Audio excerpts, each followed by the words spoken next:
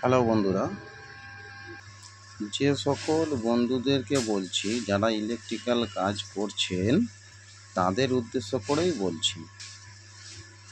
যারা বুঝতে পারছেন না পুরাতন সিলিং ফ্যানের লুপের গোড়া থেকে উড়ে গেছে, তারা কি করে রেডি করবেন। এইখানে দেখছেন চারটে তালা, যেটা রানিং, দুটো রানিং আছে, এই দুটো স্টার্টিং আছে। রানিং আর স্টার্টিং শর্ট হয়ে যায়, এই দুটো পড়ে থাকে, এটাকে ক্যাপাসিটার লাইন করতে হয়। এই রানিংয়ে একটা ক্যাপাসিটার থাকে, এখানে একটা ক্যাপাসিটার থাকে।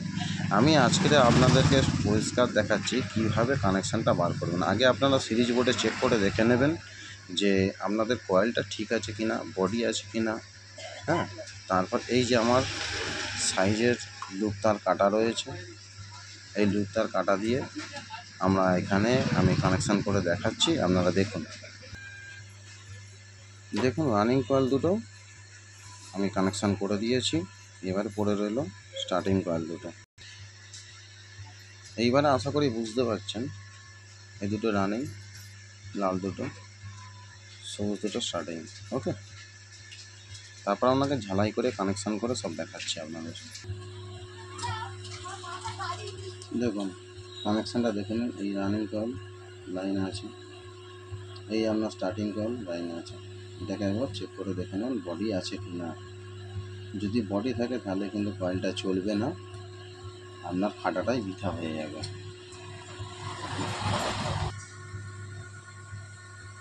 এইবারে আপনাদের দেখাচ্ছি, ভালো করে দেখুন। এটা হচ্ছে 3 নম্বর টিউব। এই 3 নম্বর টিউবটা প্রত্যেকটা লুপের গোড়ায় দিয়ে দিতে হবে, যাতে আমাদের কানেকশানটা না শর্ট হয়। কয়েল তো চললে গরমে, সেই গরমে না যেন কোনো প্রকারে শর্ট হয়। শর্ট হলে কিন্তু কয়েলটা পাখাটা চলবে না। দেখতে পাচ্ছেন এখানে হচ্ছে পুরাতন সিলিং ফ্যান, এটা নতুন ফ্যান কয়েল বানানো হয়নি, এর কয়েলটা ভালো ছিল তাই। আপনাদেরকে আবার দেখাচ্ছি কিভাবে ঝালাইটা করেছি।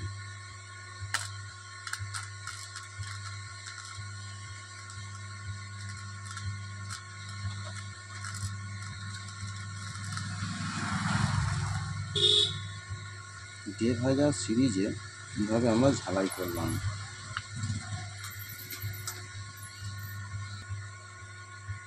এইবারে যেটা হচ্ছে, পুরোটাই তিনটেকে সুন্দরভাবে বেঁধে দিতে হবে। আমি এখানে ভিটো পেপার কেটে নিয়েছি,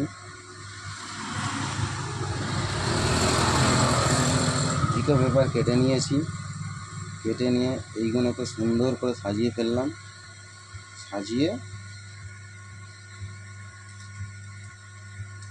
এই আমরা 100 নম্বর টাই দিয়ে বেঁধে দিচ্ছি। যদি ভেবে থাকেন যে প্লাস্টিক জিনিস গলে যাবে, গলবে না, হার্ড হয়ে যায়, কিন্তু ভিতরে থেকে থাকে, এতে কোনো সমস্যা হয় না। ওকে, দেখুন সুন্দর করে বেঁধে দিয়েছি। এবারে যে এক্সট্রা যেগুলো আছে সেগুলো কেটে দিলাম। এবারে এই তারটাকে ছিলে নিয়ে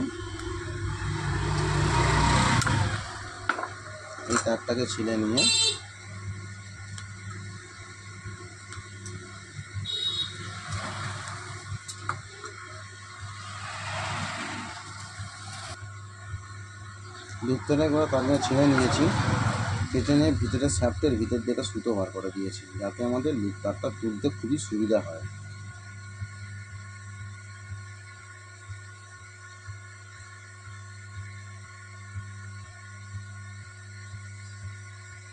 অসুবিধা হলে কমেন্টে জানাবেন, আমি অবশ্যই হেল্প করব আপনাদের। এই দেখুন,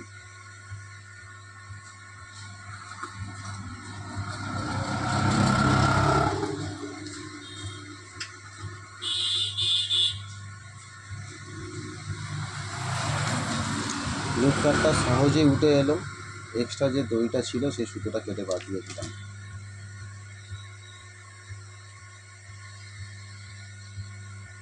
এবারে সুন্দর করে লাইন করে সাজিয়ে নেব।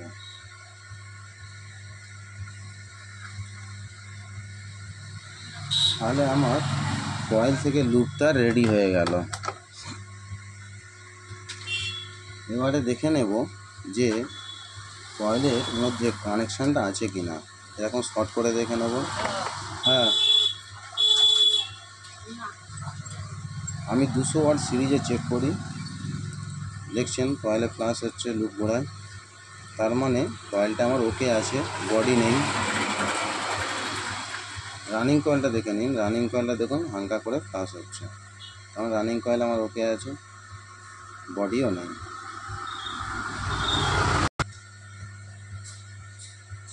একটু করে এই লুপের গোড়ায় একটু করে ভার্নিশ দিয়ে দেবো।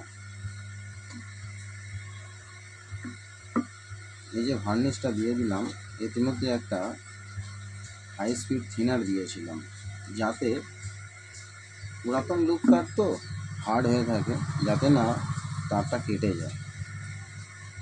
যদি পারেন পুরোটাই ভার্নিশে ডুবিয়ে দিতে পারেন, সেক্ষেত্রেও সমস্যা নেই, আরও ভালো হয়। কিন্তু ভার্নিশটারও তো একটা খরচা আছে, সে খরচা তো কাটিয়ে দেবে না।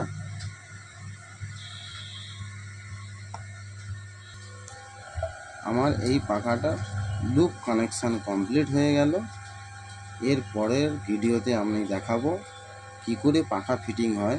আমি পাখা ফিটিং করি কোনো হাতুড়ি মেরে নয়, কোনো কাঠ দিয়ে মেরে নয়, আমি পাখা ফিটিং করি আমার বল প্রেস মেশিনে। যদি আপনাদেরও সম্ভব হয় আপনারা করতে পারেন। সেক্ষেত্রে এই যে পুরাতন কয়েলে পেপারগুলো সব ঝরে যায়, এই যে পেপারগুলো সব ঝরে যায়, এগুলো আর ঝরবে না। সহজেই মেশিন দিয়ে ফিটিং করলে ফিটিং অনায়াসে হয়ে যাবে। ধরুন এই বডিটা নিচে বসিয়ে দিলাম, শ্যাফটে বসিয়ে দিলাম, বিয়ারিং লাইন করে দিলাম, তাহলে সেক্ষেত্রে আপনার বডি পুরো ফিটিং হয়ে যাবে, কোনো সমস্যা হবে না কয়েলের দিক থেকে। ওকে, সিলিং ফ্যানে দুটো করে বিয়ারিং লাগে, এটা হচ্ছে 62-3, অনেক পুরাতন ফ্যান তো সেই জন্য এটা 62 আছে। ওকে, কোনো সিলিং ফ্যানে দেখবেন আবার বুশ থাকে, নিচে বুশ ওপরে বিয়ারিং, সেক্ষেত্রে অসুবিধা নেই, বুশ পাল্টে দেবেন, পাখা বিন্দাস চলবে। দেখুন কীভাবে আমি বল পেসে পাখাটা ফিটিং করছি, দেখছেন, বুঝতে পারছেন, অটোমেটিক ও ভিতরে ঢুকে যাচ্ছে কয়েলটা। আমি 2018 সালে কয়েলটা বানিয়ে দিয়েছিলাম, এখন এসছে শ্যাফটটা খারাপ হয়ে গিয়েছে, এই প্রবলেম।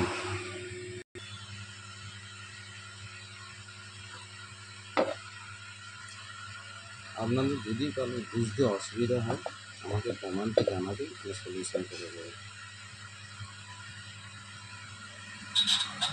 এই হচ্ছে বল পেস, এই বল পেস এরকমভাবে আমি পাখা ফিটিং করে দিই।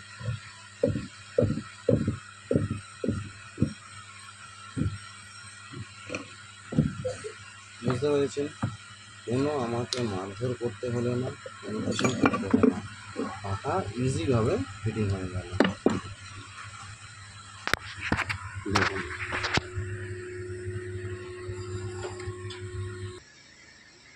দেখুন ফ্যানটা আমার বানানো বসানো কমপ্লিট হয়ে গিয়েছে, একদম ইজি আছে। এই দুটো হচ্ছে রানিং আর স্টার্টিং, বুঝতে পারছেন, কমন হয়ে গেল।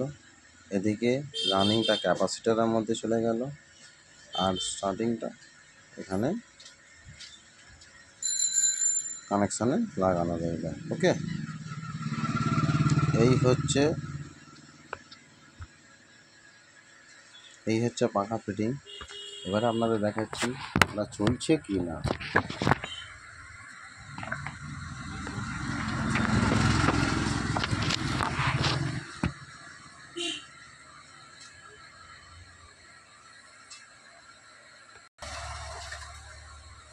দেখুন ভালো করে লক্ষ্য রাখুন,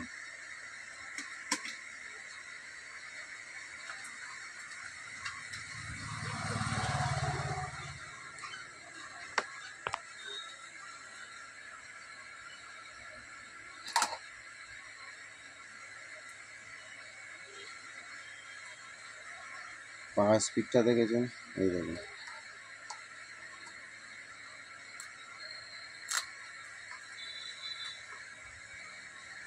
আপনাদের আবার দেখাই, দেখুন এই একটা লাইন দিলাম, এই একটা লাইন দিলাম। ওকে,